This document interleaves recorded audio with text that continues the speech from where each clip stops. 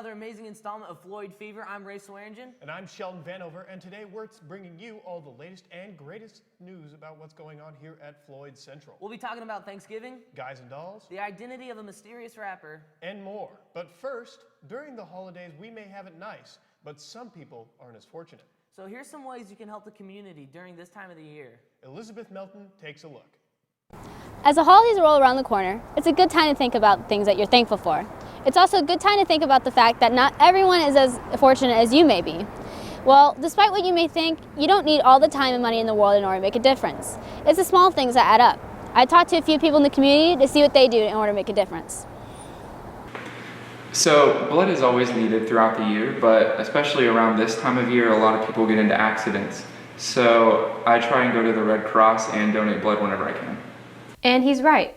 December is considered one of the deadliest months of the year. Car crashes are known to increase by over 20% due to the things such as weather and traffic. If you want to donate blood, all you have to do is search blood banks near me and schedule an appointment for your local blood bank. At the end of the year, I clean out my closet and I donate all of those clothes to Salvation Army. And when I take my dog out on walks, I like to bring a trash bag with me and pick up any litter that I see on the ground. It doesn't matter if all you do is pick up a piece of trash while you're on your walk. It's the small things that add up. Do not forget that. If you want to contribute to your local shelters, but you don't think you have anything in your house that you want to donate, don't let that stop you. You can easily buy lots of clothes at your local thrift stores for a low price, and then you can donate those.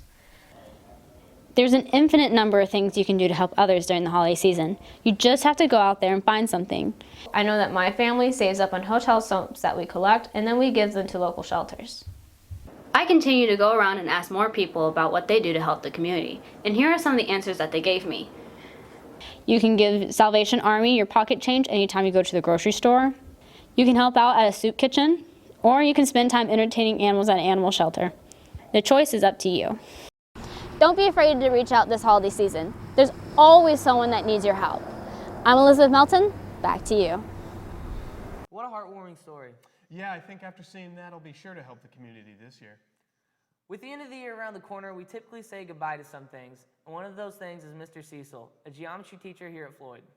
Mr. Cecil is leaving after this semester, so we asked him to take some time to reflect on his years here at FC. Here's what he had to say. Okay, my name is Rusty Cecil, and I teach mathematics at Floyd Central High School, and I started teaching here in 1983. I'm excited, but you think about in your life when you get to that point and you do something for 38 years or 40 years or 20 years or whatever, how are you going to feel when it changes? One thing I want to be known for is being the teacher that actually told the kids that they did a good job. Well, I think it's safe to say that we will all miss Mr. Cecil once he's gone. It'll definitely be hard to fill those shoes. But another event that comes at the end of the year is Winter Fantasia. The annual concert is coming soon, so let's take a look.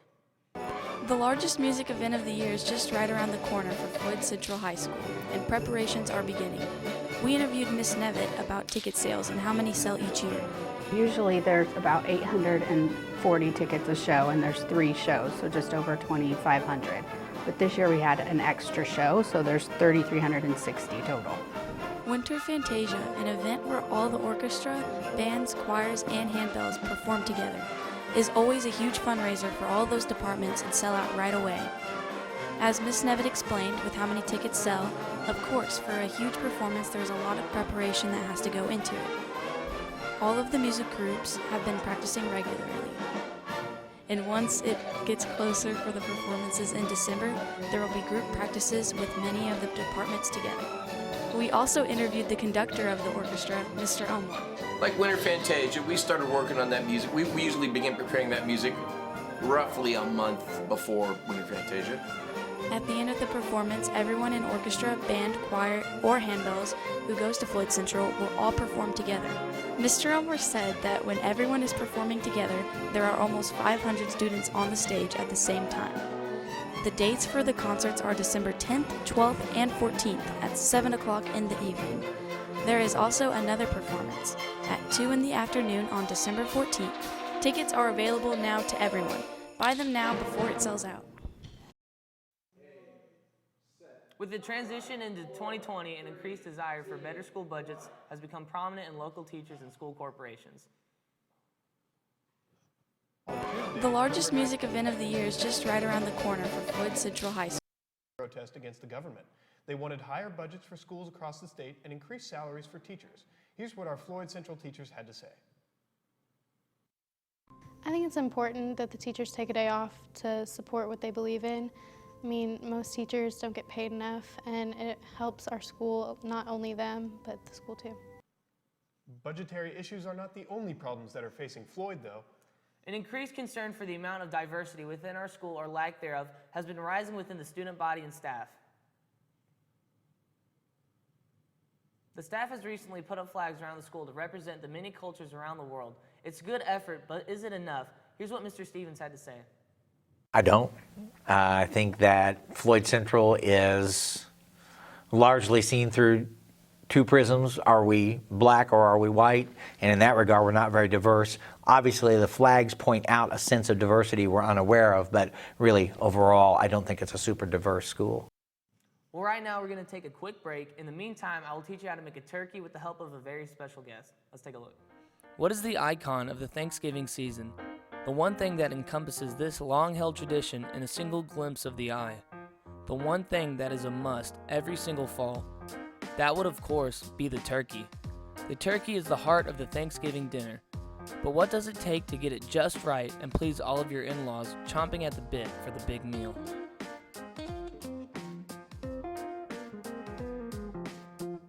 Here's how. You'll need olive oil, salt, pepper, rosemary, sage, a salted stick of butter, an onion, celery, and of course a fresh turkey.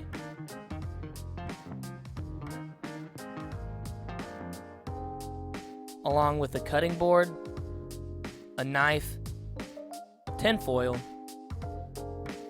a foil pan, and a baking pan. First, preheat your oven to 350 degrees. Next, take your turkey over to the sink, cut off the netting with a pair of scissors.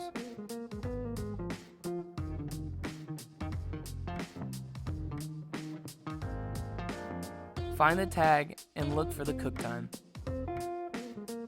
In this case, it's 60 pounds, so we'll cook it for 2.5 hours. Next, cut the packaging of the turkey. Now give it a rinse on all sides. And dry it off.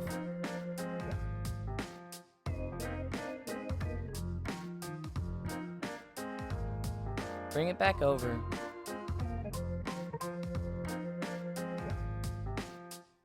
And drop it off in the foil pan. Grab your onion, place it on the cutting board, and slice the bottom and top off so you have a stable surface. Chop it in half and peel the outer skin off.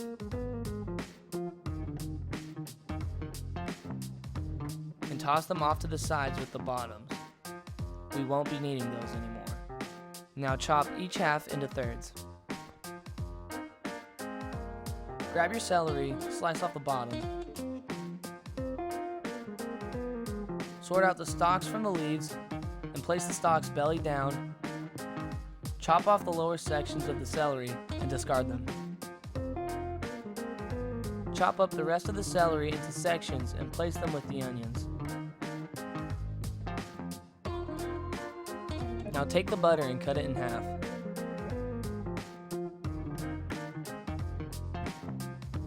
Cut that half into about 5 or 6 slices.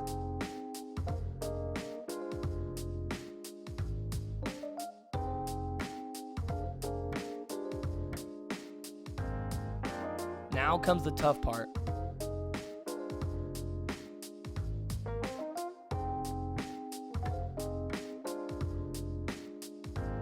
Take your finger and slide it between the skin and muscle of the turkey. essentially creating pockets for the butter. Try to distribute the slices evenly throughout the turkey.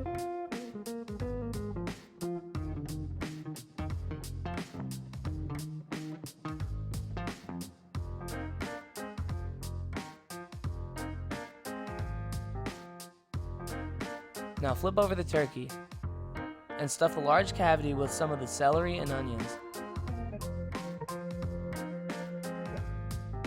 Then turn it back over, making sure not to spill its contents, and put some celery and onions in the smaller neck cavity.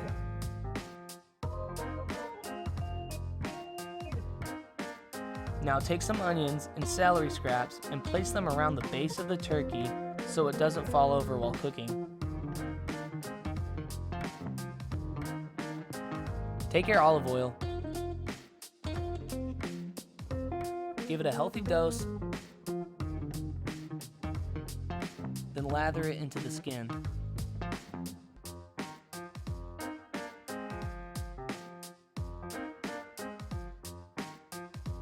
Next, add salt, pepper,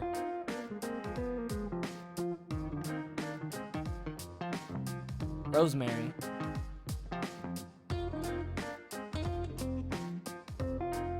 and a handful of sage.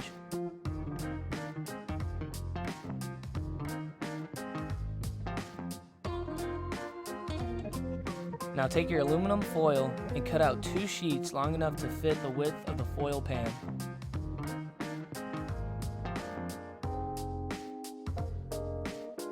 Place one over the other and crunch the edges around the lip of the foil pan, sealing it in.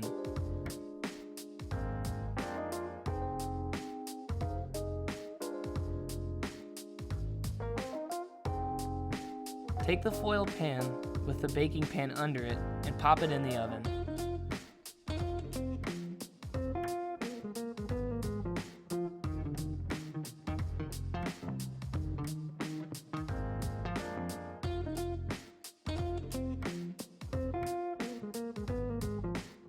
And for our case, we'll be cooking it for 2.5 hours, but check your tag for recommended cooking time.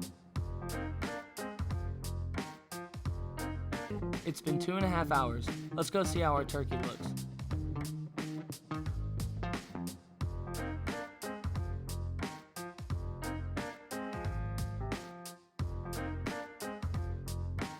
Nice. It's cooked perfectly and golden brown on the top. Now you know how to make the perfect turkey that's sure to be a hit with the whole family. Good luck and happy holidays. And we are back. Yeah, and now I'm hungry thanks to you. That turkey looks so good. Thanks, Sheldon. The key to having such a juicy turkey is the celery. The high amount of water keeps the turkey from drying out. You know, I never would have thought to put celery in a turkey, but that seems to make sense. After all, celery is 95% water. Now, with the end of the semester coming, a lot of people have been thinking about what classes they want to take next year. Yeah, and one of those things people are looking for in a class is dual credit. Having free college credit is important to a lot of people. Mr. Clark talked with us about that very topic. It's possible to get very close. An associate's degree takes about 60 hours. Math, pre-calculus are all real popular classes. So it covers, all the classes are in English, math, science, or social studies. So do you have any dual credit classes, Rafe? Well, I'm not taking any this year, but I'm planning on taking a couple next year, though. Well, good luck with that. I think it's pretty awesome how well Floyd Central prepares us for college. Yeah, right, but FC isn't stopping there. They're also preparing students for the real world using the Green Dot program. Sophomores recently had an assembly about the Green Dot program and what it means to be a green dot or possibly a red dot. But what does it mean to be a green dot or a red dot? Well, Ms. Wise will walk us through that topic. So Green Dot is being implemented in FC with the hopes of raising awareness of sexual assault, dating violence, and bullying. The ultimate goal of Green Dot is to equip our students with the tools that they can use to intervene when they see these things happening in ways that they are comfortable with, and also while remaining safe, but also to give them the tools that they need to prevent it from happening. Yeah, speaking of green, you know what else is green? The Odd Shop. The Odd Shop, what's that? Let me tell you. It's pretty wacky, pretty strange. You could dare say it's pretty odd. So here's some more on that. This is the New Albany Odd Shop. In here we can see all sorts of vintage, weird, and possibly haunted items. We asked Amy Jo, the owner's mom, what kinds of things they sell here, and she said, "We call ourselves a curio shop, so we sell all kinds of different things. And I've narrowed it down to art, vintage, antiques, and uniques." When asked about where they get the items, she says, "We go everywhere to try and find them. We go out of town. I just got back in town from getting inventory, but anywhere, yard sales, flea markets." The Odd Shop also has an Odd Walk. We talked to Timothy Roming, the tour guide, to find out more information about it. The Odd Walk is basically, it's a 2.5 hour walking tour of downtown New Albany, and we visit locations that have like a more spooky kind of historical significance, murders, hauntings, industrial accidents, stuff like that. When asked what his favorite place to tour was, he said, The Culbertson Mansion, definitely, just because. I mean, there's tons of stories. It's like one of the most haunted Victorian mansions in the Midwest. But I guess one of the best ones is supposedly there's a gray-haired lady that haunts the mansion, and they think it's a former maidservant who used to work there. And that's all about the Odd Shop and Odd Walk you really need to know. So head to downtown New Albany and support a local business. Wow, that is pretty unique. Yeah, but do you think you really want to buy anything there? I don't know. The haunted stuff seems kind of scary to me. Well, if you want some entertainment that isn't scary, I suggest you go see Guys and Dolls, the latest production put on by our school. Let's take a peek. Indeed. Floyd Central High School's theater department recently put on the production of Guys and Dolls. And on the night of Saturday, November 16th, they performed for adjudicators who will be judging them and possibly taking them to the International Theater Festival. The International Thespian Festival is a huge gathering of high school theater students, educators, and professionals from throughout the theater industry. And it's an amazing time for everyone to come together and celebrate theater education. ITF invites a large mass of theater departments from around the country to I'm really excited. I really hope we go because working on the show has been really fun. The festival offers workshops and scholarships to theater students around the country.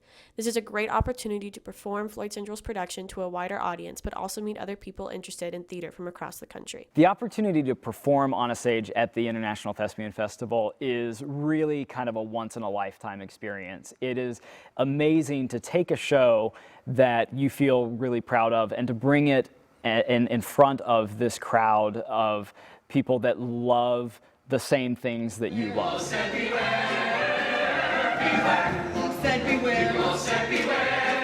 Guys and Dolls was a little bit of a whirlwind. Floyd Central produced 2 different shows in the span of 3 weeks, which for other high schools might be impossible. However, when you see Floyd shows, you can see the dedication they put in. I like the people you work with because we're like all together most of the time, so it's fun to like be around them, and I never feel excluded because I'm a freshman. They always make sure you fit in.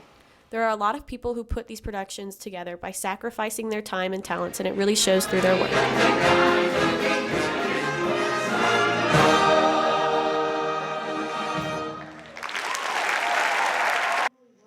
Hey, so check this out. Basically, that was pretty cool. Guys and Dolls seems like it's going to be really good. But you know what something else is that is really good that you can also do in addition to watching that play? The Best Buddies program. But what exactly is the Best Buddies program? Let's find out. At Floyd Central, there is a high standard to be the best person and student that one can be. This year, Floyd Central has started several new clubs that are great ways to stay involved, one being the Best Buddies Club. Best Buddies is a club that includes kids with special needs and kids who don't have special needs, so that the kids with special needs can feel included and feel like they have friends inside of the school. The Best Buddies Club does many fun events, such as bowling, playing games, dancing to music, decorating cupcakes, and painting pumpkins. I think kids now can see that we are like all one. We don't have to be like, oh yeah, they're a special need, and we're like not, and we can be friends with them and hang out with them outside of school. The Best Buddies Club is a national, nonprofit club for individuals with and without developmental disabilities to come together to form meaningful connections. The Best Buddies Club has made a major impact on the life of many Floyd Central students. Not only does it create new friendships, it creates a normal high school experience for students with disabilities. It can help everybody be more inclusive and become friends with everyone and show that we're not different and that we can all be friends. Well, that's it for our show. Actually, we do have one more thing. Sheldon, are you familiar with Hot Mark? The rapper? Of course. Who doesn't know Hot Mark? Well, it turns out that he just might go to the school. What? Yeah, that's right. Let's take a look. This school holds many mysteries. What happened to Jake Minton? Why is Dalton Vanover so weird? And why can't I get a girlfriend? But one question plagues Floyd Central more than any other. Who is Hot Mark? Hot Mark is an experimental rapper who over the past year has become a worldwide phenomenon. He has such hits as Ya Boy and the Minecraft rap. What got me interested in finding the identity of Hot Mark in the first place, other than my fascination with Hannah Montana, was some clues in his songs that indicate that he attends Floyd Central. One of his songs is called Yankee the Band, an obvious reference to the band director, Mr. Yankee. Another teacher mentioned in the song is history teacher Alan Hess, who is bald. Now that I had settled that Hot Mark attends Floyd Central, I had to find a lead. I decided to start with the fact that the name of the superstar is Hot Mark. After several hours of intense thinking, I came to the conclusion that the name of the rapper may in fact be Mark. So I quickly came up with a list of every Floyd Central student named Mark. However, none of the people on the list seemed like they could be a hardcore rapper.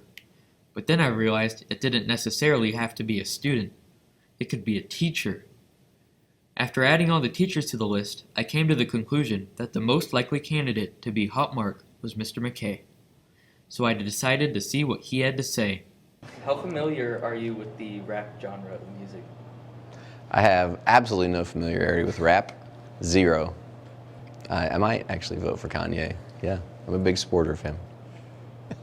Well, I may or may not create rap lyrics and perform them, but I also read, I exercise, I chase my kids around, spend time with my wife, old people stuff like that. I would guess as somebody whose name is not Mark. That's my guess. I think they're trying to throw you off their trail. Mr. McKay brought up a good point. Maybe Mark was just a red herring. So, I decided to follow on other leads. The next lead I could think to follow was the fact that based on the song Yankee and the Band, the rapper seemed to be in the marching band. So I began interviewing band students to see if they knew anything about the identity of Hot Mark. No, I don't know who Hot Mark is. No, I'm not lying to you. What's 2 plus 2? I think it's 4. Okay. I guess you're not a liar. I do know who Hot Mark is. He's a pretty good friend of mine. Who is Hot Mark? I can't say that. It's exclusive. I'll give you $10. Not gonna tell you. $20. Nope. You cannot bribe me to tell you who Hot Mark is. What are you doing? I'll take your phone if you don't. Take it. I'm not gonna tell you. I'll take that trombone. Yeah, you can take whatever you want, Mark. Do you know who Hot Mark is? Not really. You don't? Nope.